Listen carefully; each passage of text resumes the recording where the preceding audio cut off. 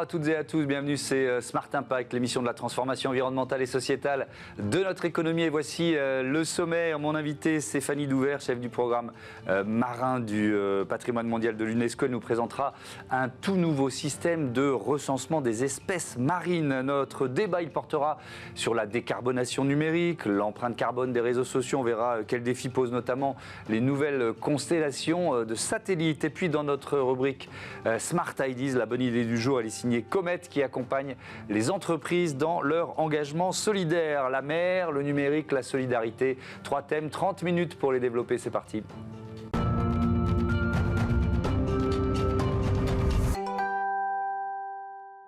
L'invité de ce Smart Impact, c'est Fanny Douvert. Bonjour. Bonjour. Bienvenue, vous êtes chef du programme marin du patrimoine mondial de l'UNESCO. Je veux bien qu'on prenne quelques minutes déjà pour présenter ce programme. De quoi il s'agit, notre patrimoine marin? C'est un programme assez exceptionnel. L'UNESCO est l'organisation des Nations Unies qui est responsable pour la protection du patrimoine mondial dans le monde entier. Oui. Donc à la fois les sites culturels, aussi naturels. Donc on a environ 250 sites qui sont des sites classés au patrimoine mondial pour leurs caractéristiques naturelles exceptionnelles au monde. Et donc parmi ça, on a 51 sites qui se retrouvent dans la mer. Okay. C'est quelque chose qui n'est pas assez connu, mais bien sûr tout le monde a connu des sites exceptionnels comme les îles Galapagos en Équateur, aussi la Grande Barrière en Australie par exemple. Grande Barrière de corail, oui. Voilà, donc on a 51 sites qui sont classés au patrimoine mondial parce qu'ils ont une biodiversité où ils sont des écosystèmes marins qui sont vraiment exceptionnels et qu'on veut protéger pour l'humanité et pour les générations futures. Évidemment, ces 51 sites, oui. C'est une liste qui est fermée, qui peut encore grandir. Vous avez un peu évoqué les critères. Comment on les a choisis ou comment on pourrait, je ne sais pas, en choisir de nouveaux sites? Absolument, donc ce n'est pas une liste fermée, ça change, on fait presque chaque année, pas chaque année, mais presque chaque année.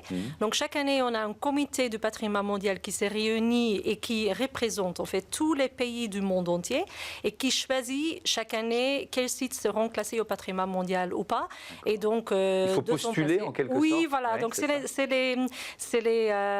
les États qui proposent un site pour être classé au patrimoine mondial. Et donc 2 ans passés, on est passé à 51. On avait 10 ans passés, on n'avait qu'une quarantaine de sites. Et donc aujourd'hui, on a plus de 50. Et donc chaque année, ça peut changer chaque année, c'est fur et à mesure. Ouais. Et donc les critères, ils sont très stricts. Quand vous dites, ce sont des sites exceptionnels. Quels sont les critères pour les choisir? Oui, donc c'est effectivement quelque chose qui est très précis. C'est pas comme wish list des sites. C'est vraiment un processus assez réglementé. Et donc au cœur de tous, c'est la valeur universelle exceptionnelle. Et donc on a 10 critères qui sont les critères de patrimoine mondial, 6 qui sont liés à tout ce qui est le culturel, mais 4 qui sont liés à tout ce qui est le patrimoine mondial naturel. Et donc, les États doivent vraiment préciser très clairement pourquoi leur site, pourquoi leur écosystème, pourquoi leur biodiversité est vraiment exceptionnelle, pas juste dans le pays même, et pas juste régional, mais à l'échelle globale. Donc, c'est vraiment très réglementé, très précise. Il y a tout un comité d'évaluation également derrière. Est-ce que certains de ces sites marins exceptionnels sont menacés? Oui, bien sûr.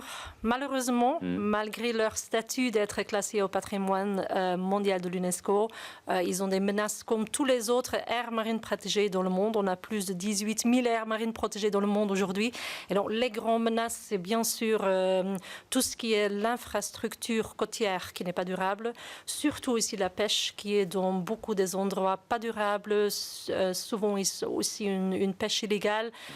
Et après, bien évidemment, aussi le changement climatique. Le réchauffement, c'est-à-dire que l'océan se réchauffe, ça a des conséquences sur les espèces qui vivent dans ces sites classés, par exemple ? Absolument. Donc on voit de plus en plus que le changement climatique touche profondément ces écosystèmes, surtout parce qu'on a beaucoup de récifs coralliens. L'UNESCO protège à travers le patrimoine mondial à peu près 15% des récifs coralliens.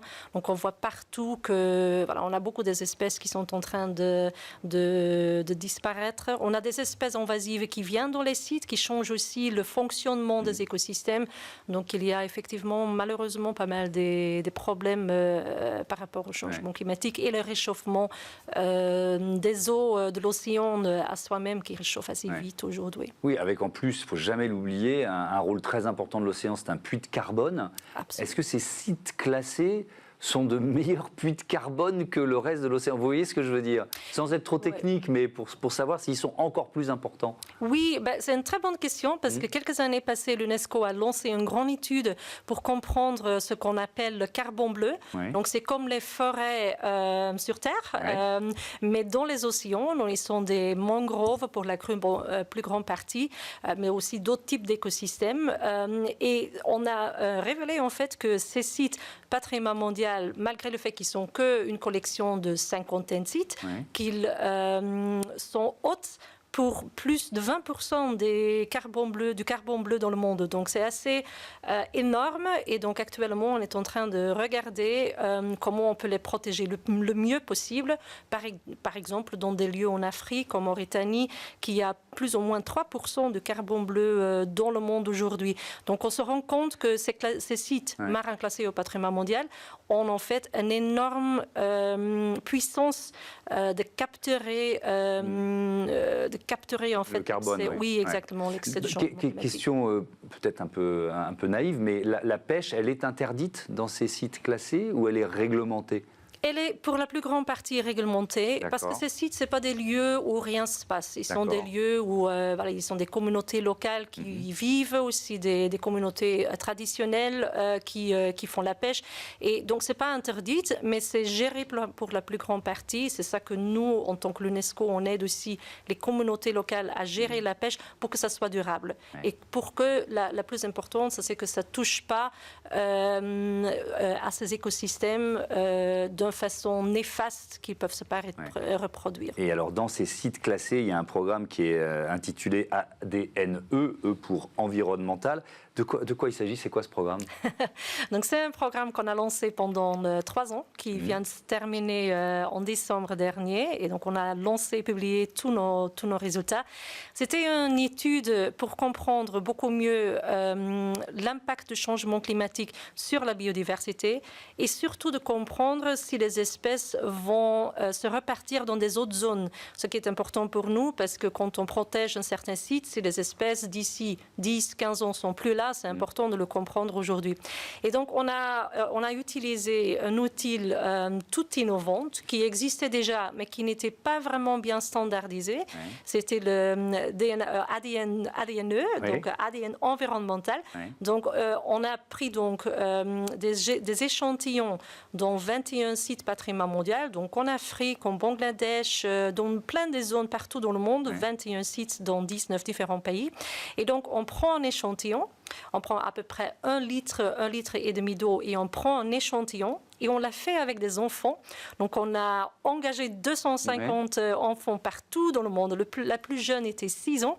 Et donc, on prend ces échantillons et donc l'ADN se retrouve dans ces échantillons et on peut savoir quelles espèces vivent dans la zone. Exactement, c'est assez intéressant. On peut voir des centaines d'espèces, dont 1 litre demi d'eau qui se retrouvent dans ces zones. Et donc, on peut comprendre assez vite ce qui se passe dans certaines zones, ce qui est important parce que le changement climatique change assez vite l'impact sur la biodiversité et donc on peut accélérer en fait nos connaissances à travers le monde. Donc l'UNESCO s'est investi à travailler avec certains des meilleurs experts au monde pour standardiser ce type d'échantillonnage et le faire avec des citoyens, y compris les plus jeunes.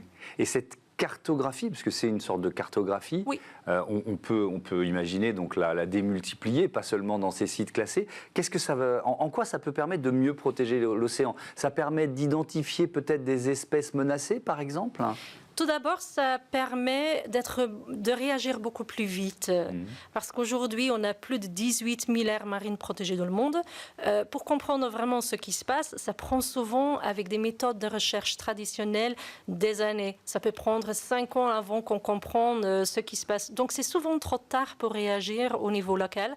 Et donc, cette technique, dans quelques mois et même dans quelques semaines, on peut savoir, on prend les échantillons dans une zone, on comprend ce qui se passe. Et par exemple, s'il y a des espèces invasives qui entrent dans un certain lieu, la gestion qu'on met en place peut réagir très vite et ça ne devient pas un désastre à long terme. Donc c'est un exemple, mais donc c'est surtout accélérer la connaissance et donner les moyens aux gestionnaires de réagir d'une manière efficace et surtout dans un cadre de l'impact du changement climatique. Je crois que ça a été fait par exemple en Corse, pour se recentrer un peu sur la France, dans le golfe de Porto. On trouve notamment la sublime réserve de Scandola. Ça veut dire on peut savoir s'il y a des dauphins, des requins. Enfin, je ne vous demande pas la liste de toutes les espèces, mais c'est à ce point précis. Oui, c'est à ce point précis.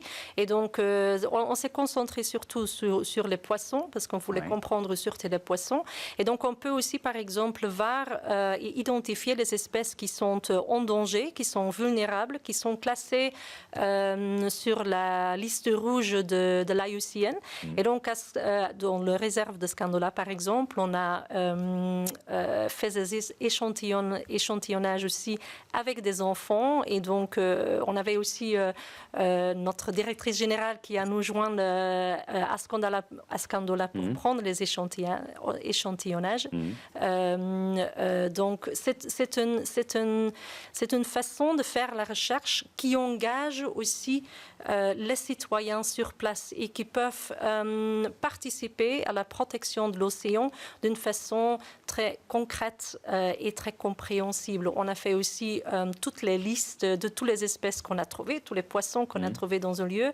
On a fait aussi une documentation qui donne un retour aux enfants dans les écoles et qui peut permettre de les engager d'une façon concrète et les sensibiliser à la future. Également. Merci beaucoup Fanny Douvert et à bientôt sur Bismart Franchise. On passe tout de suite à notre débat, la décarbonation numérique au programme.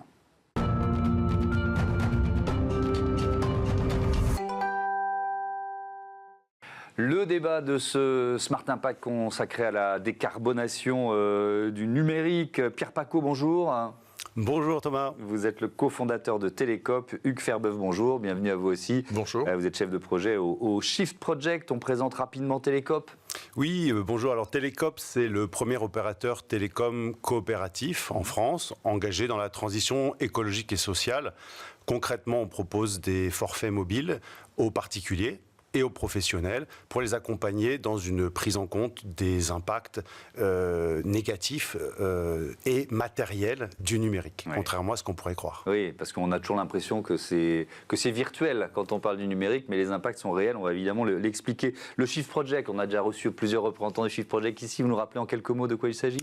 Oui, alors le Shift Project, en deux mots, c'est à la fois donc, une association loi 1901 sans but lucratif, et c'est un think tank et il se veut être le think tank de la transition vers une économie décarbonée, donc qui a été créé il y a une douzaine d'années par Jean-Marc Jancovici, bien connu. Et donc notre travail consiste à étudier comment se présente cette transition aux différents secteurs économiques et ensuite à faire part de nos conclusions et recommandations aux décideurs politiques et économiques. Alors on peut commencer par le constat. L'empreinte carbone numérique, ça représente quoi aujourd'hui, Hugues Ferbeuf ?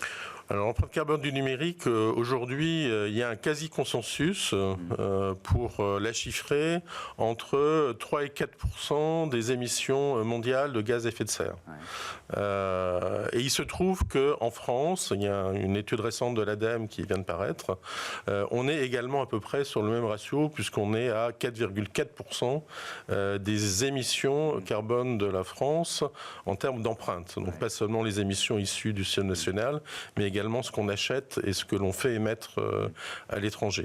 Et est-ce que, Pierre Pacaud, la croissance, je l'imagine, mais elle est significative de cette empreinte carbone du numérique? Oui, tout à fait. Et c'est ça aussi qui nous a fait cofonder avec Marion Greffly en 2020 Télécop. C'est l'état des lieux actuel qui vient d'être donné, oui. C'est 4%.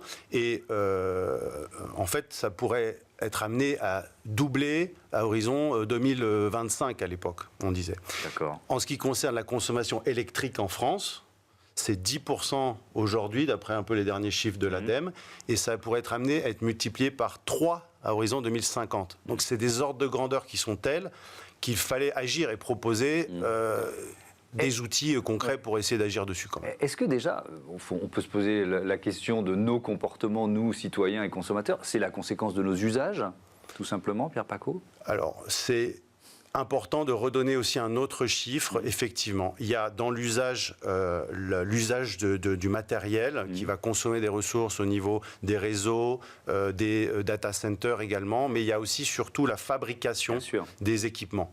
Et 80% de l'impact, aujourd'hui, il est quand même dans la fabrication du matériel. Donc, allonger la durée de vie de nos smartphones, c'est essentiel. Et c'est un des enjeux sur lesquels on travaille beaucoup avec les particuliers, parce qu'aujourd'hui, la durée de vie d'un téléphone, d'un smartphone en France, c'est autour de 2 ans et demi. Et nous, le défi qu'on s'est donné, c'est de l'allonger à 5 ans. Ouais. Voilà. Hugues Ferbeuf, il y a des usages, il y a effectivement le bilan de la fabrication des smartphones ou des tablettes qu'on utilise. Est-ce que quand même il y a, et donc une croissance importante, ça c'est le constat, est-ce que quand même dans la fabrication, il y a une amélioration du bilan carbone des téléphones ou des tablettes qu'on achète et qu'est-ce qu'elle compense par rapport à la croissance? Vous voyez ce que je veux dire? Oui. Alors, je veux dire oui et non. Oui, au sens où il y a des progrès technologiques qui font que si on fabrique la même chose 2 ans plus tard, on sait normalement le fabriquer en utilisant moins d'énergie et en émettant moins d'émissions de gaz à effet de serre. Ouais. Mais c'est d'où vient le nom. Oui. Le problème vient du fait qu'on ne fabrique pas la même chose. Et qu'en fait, ce qu'on va désigner comme, je dirais, équipement standard, va évoluer lui aussi à travers le temps. Et il évolue vers plus de performance et plus de fonctionnalité. Et du coup, l'équipement standard que l'on va fabriquer 2 ans plus tard, eh bien, malgré ces gains d'efficacité apportés par la technologie, il va se révéler, en fait, plus énergivore, au moins en termes de fabrication, et plus émetteur de gaz à effet de serre. Ouais, effectivement. Et c'est aussi le secteur qui s'est construit sur le fait de remplacer un smartphone par un autre, ou voilà, sur ce progrès permanent, plus ou moins vrai d'ailleurs, des performances des outils et puisqu'on est toujours dans la recherche du plus, et l'intelligence artificielle qui est arrivée et qui se développe, l'intelligence artificielle générative. Pierre Pacaud, qu'est-ce que ça change, là aussi, sur l'impact carbone du secteur? En fait, tous ces sujets-là, c'est des sujets d'outils. Ouais. On va technologiquement développer des nouveaux outils. Alors nous, on a beaucoup travaillé sur, par exemple, le passage de la 4G à la 5G, nouvelle vitesse. Hugues en a parlé, il y a un effet rebond finalement. On vient mettre en place une dynamique d'obsolescence marketing où on va dire aux consommateurs: ah, vous n'avez pas la 5G sur votre téléphone, mais c'est catastrophique, il vous faut changer de matériel. Je dis précédemment que le matériel, c'était une grande partie de l'impact. Donc c'est important de créer pour un opérateur télécom comme nous engagé, des mécaniques contraires à ça, qui vont dans l'autre sens, qui vont dire le numérique est une ressource limitée, il faut l'utiliser de manière juste, de manière raisonnée, en fonction d'un besoin réel. Et c'est là où le lien avec l'IA est fait. Il y a de plus en plus de Ce n'est qu'un outil. Oui, mais qui se disent, ah là, maintenant, je ne peux plus m'en passer. Ce n'est qu'un outil. Et à quoi sert-il? On peut prendre l'image du clou et du marteau, et effectivement, on peut enfoncer un clou avec un tank. Mais on va consommer un certain nombre de ressources en eau, en énergie, en pétrole, qui sont associées à cet usage-là et qui n'est pas forcément nécessaire. Probablement, je prends l'exemple j'écris une biographie sur Victor Hugo. La meilleure source d'information, c'est probablement une simple recherche sur Wikipédia, qui dispose d'un très grand nombre d'informations déjà co-construites, de manière coopérative. Aller faire la même recherche sur une IA générative va avoir un impact de ressources beaucoup plus important pour un résultat pas forcément meilleur. Et dans nos usages des réseaux sociaux, par exemple, est-ce que l'utilisation de l'IA générative, ça va créer, alors effectivement, peut-être par exemple plus de vidéos et donc plus de data centers qui tournent, plus de consommation d'électricité, etc., etc. On voit bien l'effet domino. Ouais. Je reprends votre... alors, je ne sais pas si c'était une comparaison, mais votre mention de la vidéo, en fait. Du point de vue de l'impact environnemental, l'IA générative va jouer un petit peu le même rôle que les usages vidéo il y a quelques années. C'est-à-dire que lorsqu'on a commencé à mettre en place des réseaux sociaux, pour se concentrer là-dessus, on communiquait essentiellement par texte, éventuellement par photo. Et puis on s'est mis à communiquer par vidéo, donc à partager des vidéos. Et puis, quand on regarde aujourd'hui de quoi est constitué l'usage des réseaux sociaux, c'est essentiellement des usages vidéo. Et qui se déclenchent d'ailleurs automatiquement, même si on n'a pas envie de les regarder. Et ce sont plutôt des vidéos courtes. D'ailleurs, là, je ne parle pas de Netflix ou ça, mais je parle vraiment des vidéos qui sont partagées et qui sont souvent postées donc, par les utilisateurs de réseaux sociaux. Et en fait, quand on regarde comment augmenter l'empreinte du numérique ces dernières années, c'est essentiellement à cause de la diffusion des usages vidéo, diffusion accélérée, et également augmentation de la qualité des vidéos, donc de la richesse des données utilisées, donc du trafic. L'IA va donner encore un coup d'accélérateur à cette tendance, puisque là, pour générer une vidéo, on n'aura même plus besoin de trouver une situation réelle que l'on va filmer, mais on va pouvoir générer une situation sur vidéo qui aura l'apparence de la réalité, mais qui sera en fait totalement virtuelle. Et on va pouvoir faire ça très facilement, j'allais dire en 2 coups de cuillère à peau, en s'appuyant sur un outil d'intelligence artificielle générative qui va de petit à petit être embarqué en fait dans l'outillage mis à disposition des utilisateurs par les réseaux sociaux. Il y a un dernier thème dont je voudrais parler, sont les constellations de satellites, notamment en orbite basse. Évidemment, ça nous ramène à Starlink, qui est quasiment monopolistique, l'entreprise de Musk. Bon, ça nous permet quoi? Un Internet à haut débit. Alors, je voyais que la SNCF ou Air France se disent, ah, tiens, on va s'abonner pour donner un service supplémentaire à nos clients. C'est un peu la même question que pour les autres usages. Est-ce qu'on en a vraiment besoin, Pierre Pacaud? En France, on a la chance d'avoir l'ARCEP, qui est l'organisme de régulation des télécoms, qui a fixé un certain nombre d'objectifs en termes de couverture du territoire, et notamment pour lutter contre les fameuses zones blanches. Il se trouve que les progrès sont énormes. Aujourd'hui, les derniers rapports, je n'ai pas le chiffre, mais on est sur des infimes portions qui restent, qui sont encore dans des zones blanches. Et en termes d'impact énergétique, c'est évident qu'un réseau physique qui a déjà été déployé, qui est utilisé par une grande majorité des Français, sera beaucoup plus efficace et économe en termes d'impact qu'un réseau satellitaire qu'il faut maintenir, remplacer.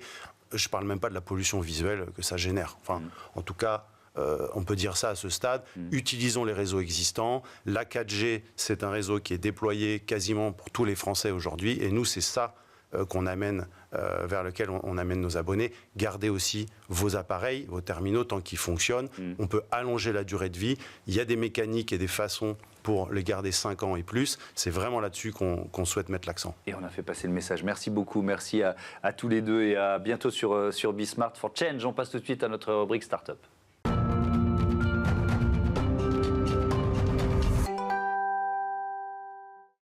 Smart Ideas avec Emmanuel Bintéjac, bonjour. Bonjour. Bienvenue, vous êtes le président de Commit, nouveau nom de Wenabi que vous aviez créé en 2017.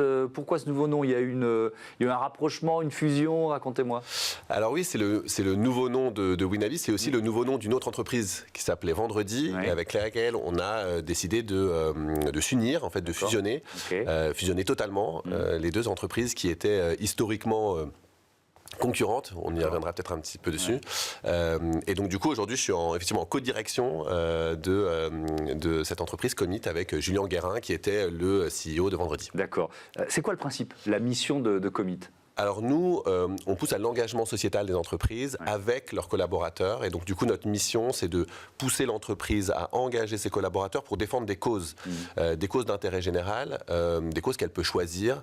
Et on l'accompagne comme ça, à lui proposer une diversité de causes, mais aussi à l'accompagner dans pourquoi ces causes-là et comment on mesure l'impact réel de cet engagement. Ouais. Pourquoi cette fusion ? Vous étiez complémentaires, concurrents mais complémentaires, pas exactement sur les mêmes terrains ? On avait nos différences dès le début, mais on était quand même très proches. Et on a une mission commune qui était celle de l'engagement sociétal des entreprises et surtout une ambition. Alors, on avait un premier sujet, c'était les associations ont accès à notre plateforme pour poster tous leurs besoins. Elles ont des besoins dans plein de domaines différents. Et donc, elles avaient deux plateformes. Déjà, c'est le premier point. Et donc là, on leur en propose qu'une seule. Donc elles n'ont pas besoin de démultiplier leurs efforts, on leur simplifie la vie. Donc ça, c'était la première chose, c'était comment on fait pour simplifier la vie des associations. Et la deuxième, c'était comment on est plus fort pour passer nos messages aux entreprises aussi. Là, on passe à une nouvelle échelle. On devient une entreprise, on a 430 entreprises aujourd'hui qui utilisent du coup la solution Commit. Oui. On devient plus fort pour aussi pousser l'entreprise dans ces questions d'engagement.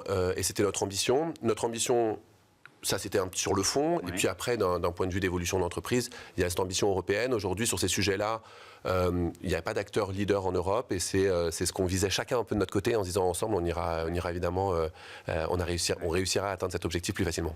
Qui sont vos clients ? Quelle taille d'entreprise ? Et comment elles s'engagent ? Quel type d'engagement ? Alors, on a tout type d'entreprises qui veulent engager leurs collaborateurs. Alors, ça va de la PME au grand groupe. C'est quand même plus les grandes entreprises qui s'emparent de ce sujet. Elles ont un sujet de marque employeur assez fort, de rétention des talents, d'attraction, et l'engagement fait partie des éléments aujourd'hui cruciaux si on veut recruter des personnes qui vont s'inscrire dans la durée dans l'entreprise. Donc ça va être notre cible. Qu'est-ce qu'elles font ?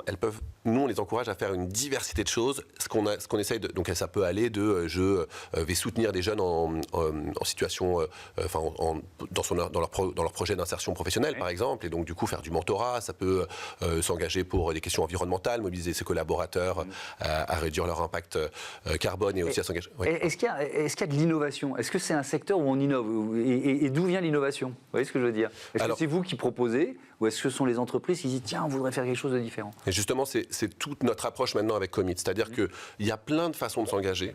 Toute l'année, les collaborateurs peuvent s'engager sur des causes. Et ça, c'est un peu la base, entre guillemets. Nous, on encourage aujourd'hui l'entreprise à pousser dans quelle est véritablement la mission sociétale qu'elle veut porter, qu'est-ce qu'elle va laisser dans la durée. Et donc ça peut être très précis, ça peut être très proche de l'ADN. Et c'est pour ça que nous, on propose une solution aujourd'hui qu'on dit cohérente, utile et fédératrice. Et cohérente, c'est en quoi l'entreprise, dans son engagement, va répondre vraiment à un besoin sociétal, qui va faire du sens. Et là, il y a beaucoup d'innovation. Plus efficace aussi, c'est ce que je comprends. Et l'engagement plus efficace, parce que les collaborateurs s'engagent quand ils croient au projet, quand ils croient à la sincérité de l'engagement de l'entreprise. Et donc, là, il y a de l'innovation. Là, il y a beaucoup d'innovation, parce que, en fait, l'entreprise a des capacités, des compétences, des choses à partager dans tous les domaines. Et donc, du coup, là, on peut créer de l'innovation pour l'entreprise, pour les associations qui vont être aidées. Enfin, il y a un champ d'action qui est passionnant ici. Ouais. Le modèle économique de Commit, c'est quoi ? Alors, c'est un abonnement des entreprises. Alors, c'est un abonnement sur l'accès à notre plateforme. Donc, historiquement, nous, on est une plateforme dite SaaS, donc avec plein de missions, etc. Et les entreprises s'y abonnent avec un abonnement qui varie en fonction de leur taille. Et aujourd'hui, adossé à ça, du conseil, de l'accompagnement, de l'animation pour justement concevoir les projets qui vont être les plus pertinents pour l'entreprise. Et donc là, on a une équipe de conseil adossée à la plateforme. Ouais. Et ça veut dire combien d'associations potentielles qu'on peut toucher si on est chef d'entreprise? Alors aujourd'hui, on a 3500 associations qui sont sur la plateforme et qui ont des besoins variés. Donc chaque association a plein de besoins différents, en France et à l'international. Notre objectif, là, c'est de tripler ce nombre dans les 3 prochaines années. Mais ce n'est pas forcément le nombre d'associations qui va compter. Hein. C'est toutes les missions qu'elles vont avoir à mettre, enfin, tous les besoins qu'elles vont avoir. C'est vraiment partir du besoin. Mais aujourd'hui, c'est ça. Oui, c'est à peu près 3000 associations partenaires. Merci beaucoup, Emmanuel Bintéjac, et bon vent à Commit. Voilà, c'est la fin de ce numéro de Smart Impact. Merci à toutes et à tous de votre fidélité à la chaîne des audacieuses et des audacieux. Salut, à demain.